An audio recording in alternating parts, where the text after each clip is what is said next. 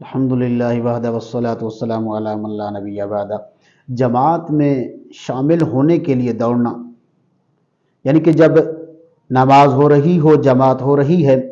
تو کچھ لوگ دوڑتے ہوئے بھاگتے ہوئے مسجد میں، کہ تیز قدم چلتے ہوئے مسجد میں آتے ہیں، نماز کی طرف آتے ہیں، تو یہ تیز دوڑنا، جماعت کی طرف آنا، یہ مکروہ و ممنوع ہے،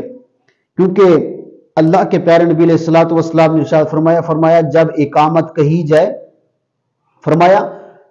تو نماز کے لیے آتے ہوئے سکون سے آؤ، فرمایا دوڑتے ہوئے نہ آؤ بلکہ سکون سے آؤ، فرمایا جتنی رکعتیں تم پالو وہ پڑھ لو، اور جتنی رکعتیں تمہاری بچ جائیں فرمایا وہ تم بعد میں مکمل کر لو۔ فرمایا جب کوئی شخص نماز کا ارادہ کرتا ہے تو وہ نماز ہی میں ہوتا ہے، اور فتاوی شامی میں ہے،